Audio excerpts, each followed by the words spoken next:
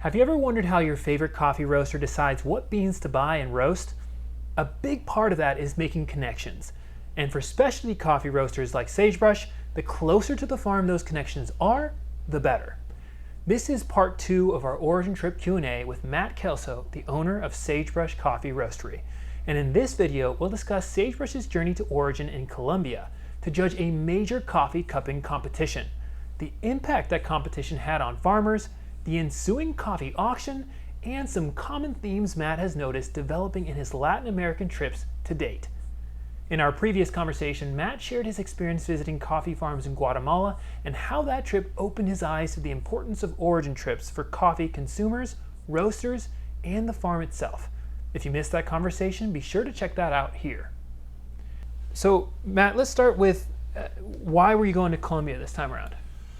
Well, this was a unique trip. I'd gotten back from Guatemala in March and knew I wanted to go back to Origin, but really Origin trip season is like the spring. And so I thought my trips for 2021 were over. And then sometime in the middle of the summer, maybe late in the summer, one of the exporters we work with, Cafe Imports, reached out and said, "Hey, we're doing a best cup competition for the best coffee out of Colombia. Do you want to come judge it?" And honestly, I had no idea what that meant, but I was honored to be asked. Later I found out probably any of their people that buy premium coffees were invited to come judge it. But in the moment I'm like, oh wow, man, I get to judge a best cup competition. That's great. And yeah. And so we signed up as quick as I could and actually asked them hey, I want to bring my other son. Jonathan went with me to Guatemala. I'd love to bring Noah. Is it allowed? And I even almost regret it because I'm he's not yet 18. We even let a minor come on the trip. So they're well, let me go talk about it. And 3 weeks go by, and finally I'm I should have just lied and said he was. But they're no, we'd love to have him come. And so the second Origin trip, I went with my second born kid, and we traveled over to Colombia to find out what it meant to judge a coffee cupping competition. What was it like? What was the daily itinerary like? Yeah, okay, so to start out, we flew into Bogota and then took a domestic flight over to Papajan. And in Papajan, we all kind of got there separately. It was a huge group this time, and so we check into this resort hotel that was an old hotel from the 1800s, probably the equivalent of a 2 or 3 star hotel here in the country. Wow. In the U.S. And then had this get together that night to find out what we were doing. So the first night we're there, they open up this huge room that probably sat 100 people, and put us at these large banquet tables, and we're all sitting there not knowing anyone, and just eat dinner together. Apparently, which I forgot about this until just now.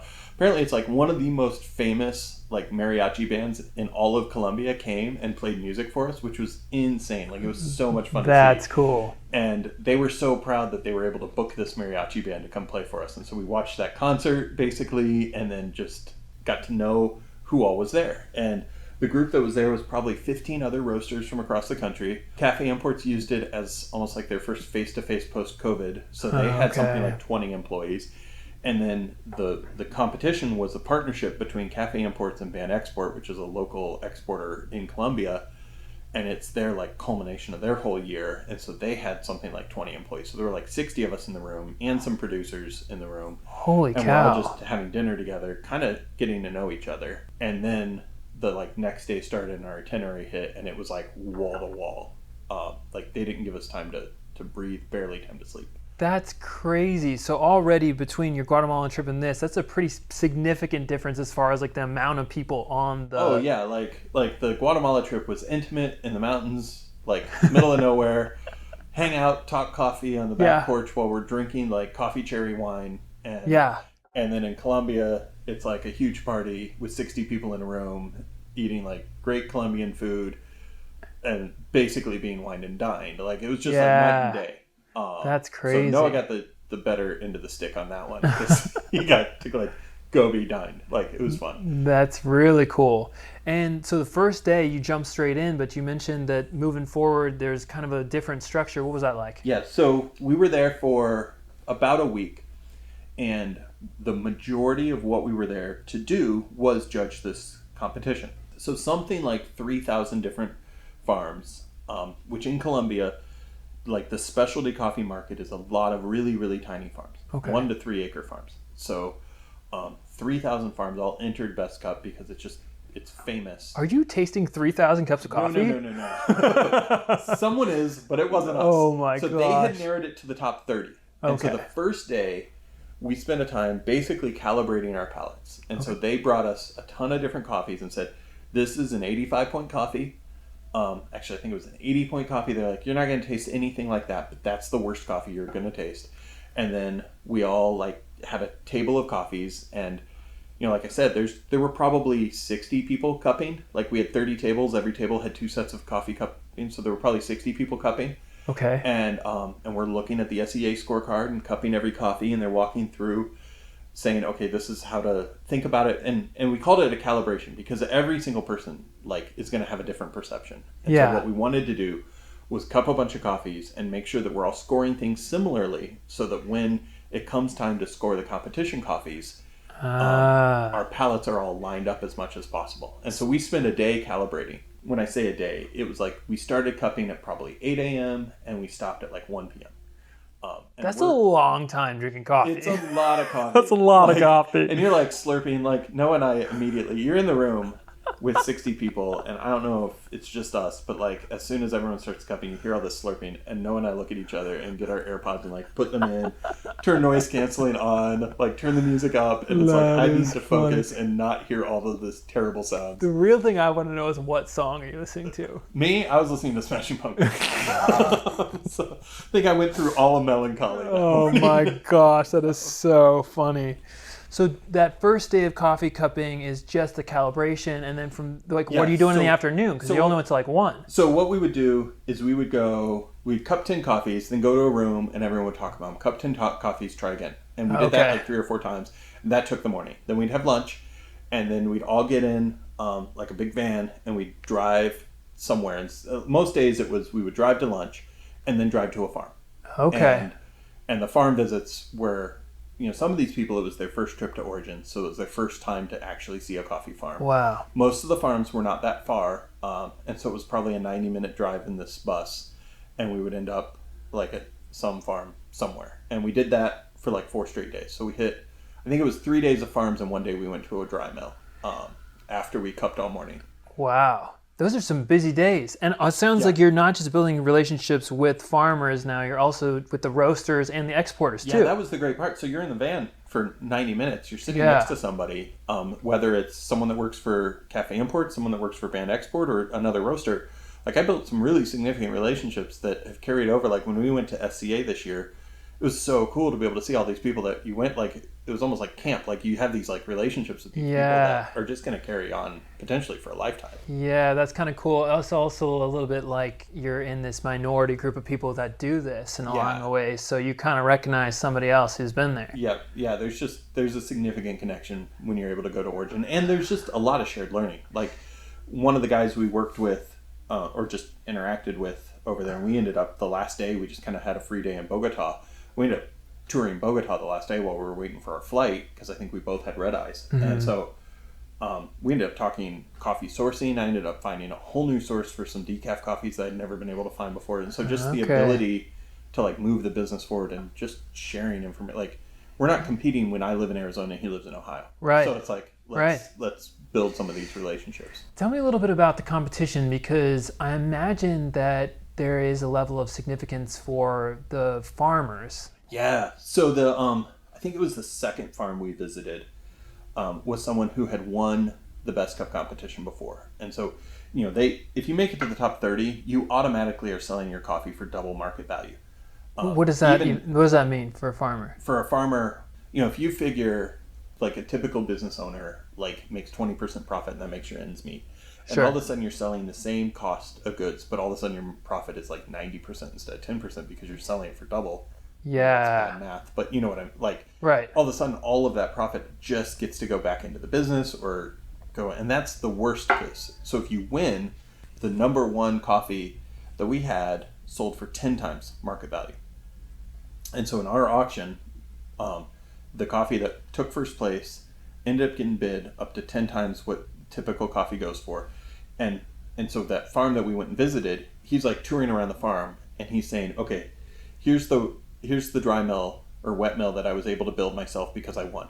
Here's our house. It used to be this big, and now it's this big because I won. Whoa. And he said From 1 year. From 1 year. And he's like, this was what my property was the year I won, and now I've been able to buy out my neighbor, and I've got some other farms here and there, so I'm able to produce like 5 times as much coffee. And so all of a sudden, his crazy. whole livelihood changed. Yeah. Because he won Best Cup. And so farmers all over the country are like excited to win this. There was one person that came who placed in the top 30. And so the last night before the actual auction, we had a like thank you dinner for all the top 30. And they didn't know yet where they placed. Like that was where we announced who ranked in the top 10 and what who won, like who had the best coffee. It was that last night. And so it was like this awards ceremony. And the people that were in the top 10 all gave a speech about like how significant it was. I can't remember who it was. I think it was the 7th place winner. But he actually was in a region in Colombia that is where there's the drug cartels. And so it's significant to be able to actually grow. Like he's getting functionally bullied by the cartels to grow coca instead of coffee. And he's sitting there saying, I knew that if I just stayed true to coffee, I could earn enough money for my family and push back on the cartels. And so being able to win is actually helping him be able to like not participate in the drug cartels and sell cocaine. That is so crazy. Now all of a sudden you go from being like just one of a billion people your importer asked to come out to being somebody that's actually making a direct impact on that. Yeah. That's kind of nuts. And it's like even just knowing that ban export by default, if you're in some of these regions, will pay double for the green beans just to try to support coffee being grown in those areas. Okay. Which is a super cool relationship with someone that's that important. Absolutely. And as a consumer, I mean, that's a huge thing to know, that you're actually making a difference when you're buying coffee. Yeah, because it's not like, I mean, we all know here in America, like cocaine's a problem. Right. But like at Oregon, where the cocaine's actually being grown, like it's a bigger problem. People are getting killed over it. Like it's a significant issue, and trying to expunge that from their country is a big deal, and being able to help them do that. And huge. To do it by actually supporting drinking good coffee is kind of like an easy way to do it. Yeah. Like if I have to sacrifice and drink great coffee. Oh man, that's difficult. Yeah. To save the world, I'm going to do that. Yeah. So obviously the coffee cupping competition itself was much more significant than you realized going in. Completely. It was easier to be a judge than I expected. Yeah. But what it did to the region was way more than I expected. When we were touring around Bogota, we actually went and hit a coffee shop in Bogota on the last day. And we're all wearing like our Best Cup shirts and whatever. And the roaster at that coffee shop was like, oh, you guys went to Best Cup? And we're like, yeah, we were judges. So he like begged us to come into his lab and cup coffees with him so that he could know like how his coffees were since we were judges. So he can improve them. Yeah. That's cool. Which we'd already called our Uber, but that's a different story. But it does paint a good picture of like how significant, how helpful we were could see that. 3 hours away from the competition, and he saw our shirts and was like, "Man, you guys were there! Like, wow. I want to hear you guys' feedback." You brought Noah, hoping that he'd get something from the experience. How do you see that playing out for him coming in? So before we went on the trip, Noah had cupped probably like it was like twice with us. Like, hey, you're going to Colombia to judge this competition. You should probably cup some coffees. Yeah. And he's a barista here, but it's like he hadn't really participated in coffee cuppings. And so he gets there, and the calibration was helpful. They really did a great job of educating us on how to cup. That's cool. And we learned that he has a great palate. His ability to distinguish flavor, to distinguish just all the aspects of a coffee cup. The owner of Cafe Imports, Andy, was like, man, Noah and my palates line up as much as anyone here. And so he's now functionally become like our primary coffee cupper. Wow. Because of, it was like a master just a one origin trip in 7 days to make a big difference. Yeah. That's really cool. We talked a little bit about what the coffee cupping competition was like and your ability to go to farms and have some conversations there. Tell me about the auction. Yeah. I can't even imagine what an auction looks like for coffee. So Actually, I don't think I had yet at that point participated in any coffee auctions. Since we participate in a lot, most of those are online. Even during the trip, I'm like, so what's this auction going to be? And like, are there other people going to be there? Is it going to be online? And there was an aspect like the last day, they're like, okay, well, these coffees are going to be silent auction. One of the aspects of the Best Cup competition is it really is like supposed to be like the best of what's a traditional Colombian coffee. So it's traditional coffee varieties, traditional processes. So it's not like an anaerobic geisha. Sure. But we did get to cup some of those and actually silent auctioned and got some crazy coffees. That's cool. In the silent auction, that was just online in a spreadsheet. The best cup was plan your auction. So I'm talking to other roasters. We're trying to figure out how to do it. I've got a spreadsheet because I'm a nerd. And I get there and like have this spreadsheet like on my phone already to do the auction. We get to this like open air pavilion and they like drive us up in the bus we've been riding in the whole time. And they like walk us in. And I don't know if they just wanted this for the shock point of it, but it was like packed. Everyone had noisemakers. It was like a FIFA event. It was loud. Everyone's cheering. And they announce us as we walk up and we get like front row seats because like we were both the judges, but we were also the bidders. Oh my gosh. And so it's like we were the main event. And they like, it was nuts. Like all these farmers from all over Colombia came How many people? View this. I don't know. I might be exaggerating, but probably 500 to 1,000 people were there. Like it was wall to wall in this amphitheater. Crazy. And it was so loud. You know, they have performances, they have people dancing, they have all this stuff, and then they're like, okay, time for the main event. Like sitting up on stage, I'm trying to like picture it. Yeah, it's like all on stage. We're in the front row of an amphitheater, and there's people on stage, and like, okay, here's the number, you know, and we bid on either top 10 or top 15 coffees. Yeah. We're actually part of the auction. And they're like, this is the coffee, and they it's like an auction. Like someone's bidding like $5, and we all had paddles, and we raised our paddle, and everyone in the front row, like they were giving shots of something to everyone in the front row. Like Noah and I were the only sober ones in the room. They're like offering shots to everyone. Noah, 17 years old. And they're like, do you want a shot? He's like, I'm underage. They're like, we don't care. He's like, no, I'm good. And people are just bidding and everyone's going nuts on every bid. And it's like once something gets over like $5, $6, $7 a pound, the crowd just gets exponentially louder with every That dollar. is so crazy. So my strategy was to bid on like the number 7 coffee and the number 3. And honestly, early on the coffees were going for less per pound than I thought. So I'm like, man, I think I can get the number 3 no matter what. Like if I'm thinking this is how much money I have to spend on a best cup of coffee, I think I can get number 3 no matter what. Even though it was ranked 3rd on our cupping table, both Noah and I independently ranked it the best. Andy from Cafe Imports, the owner of Cafe Imports, ranked it the best, and like 4 or 5 other roasters that I really valued their like palates as we built the friendship, all said that's the best one. We walked into it and I'm like, I want to get this coffee no matter what. Talked to another roaster from another company and was like, hey, they're like, well, we want it no matter what too. I'm like, well, do you want to split the lot? And they're like, yeah. And they're like, how high are you willing to go? I'm like, as high, like I don't care. And they're like, well, I'm only willing to go to $10 a pound. I'm like, great. Well, then if it goes over $10 a pound, I'll just take the whole lot. If it's under $10 a pound, we'll split it. So it starts going up, and immediately, like within no time, it gets to $10 a pound. They were bidding, and then it hits $10 a pound, and they look at me, and I'm like, I'm in. And so they bid $10.50, and then someone else bid $11, and they looked at me and kind of shrugged their shoulders, and so I bid $11.50. Someone else bid $12. I bid $12.50. They came over and started yelling at me, and they're like, they came over and in my ear yelling at the top of their lungs, and the crowd's going nuts. There's noisemakers going on, and I have no idea what she said. Like, let's go home. Like, I have no idea what she said. She's screaming at the top of her lungs. I couldn't hear her. Yeah. And finally, I just kept bidding until I won it. And then everyone's going nuts, and they're taking us up on stage. At that point, it was by far the highest any coffee had gone for. Because it really, I think, was the best coffee in the competition, even though it ranked 3rd. And so I start to go up on stage, and I turn to her. I'm like, what were you trying to tell me? She's like, will you still split it with me? And I'm like, yeah, I don't care. like we'll just, scarcity doesn't hurt. So we'll split the lot. And it was a decent sized lot.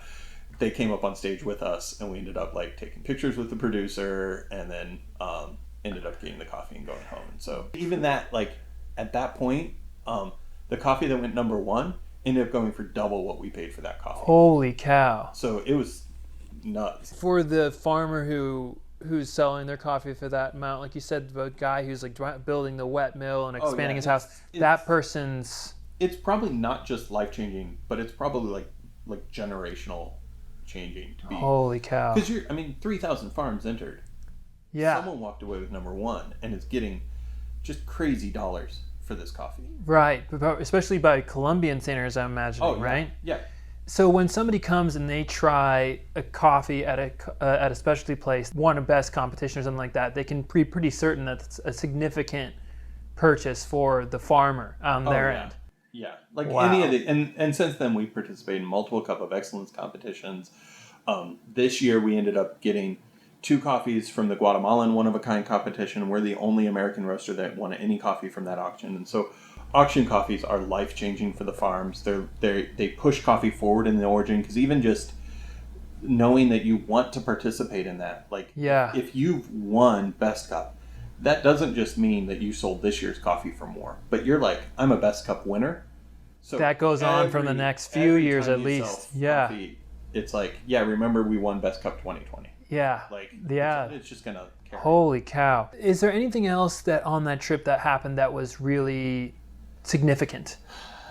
There's, several things. Like, we've spent so much time talking about the auction, which was in and of itself really, really cool. The farm visits and visiting the dry mill that the Ban Export family started, their dad started. Huge experience. And just having time with Jairo, who owns Ban Export and has spent his whole life in the coffee industry. We had some significant conversations. Some of the stuff that I kind of learned in Guatemala about how climate change was affecting them, I had similar questions. And Jairo and I spent probably an hour just walking a farm talking about the effects of climate change that I think is worth another video we'll do later. It was nothing that I expected, and so significant. From some of the conversations Matt had in Colombia, we're able to see just how life-changing it is for farmers to win a coffee cupping competition, have their coffee sell well at auction, and gain notoriety for their farm. It's clear that positive effect can be generational for farmers. We also start to see just how influential an experience at Origin can be for roasters when it comes to honing their trade, making better connections, and buying better coffee. Ultimately, what we all care about as consumers.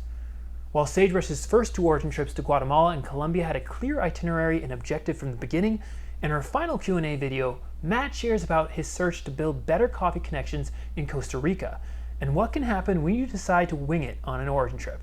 Success or disaster? Check the next video to find out.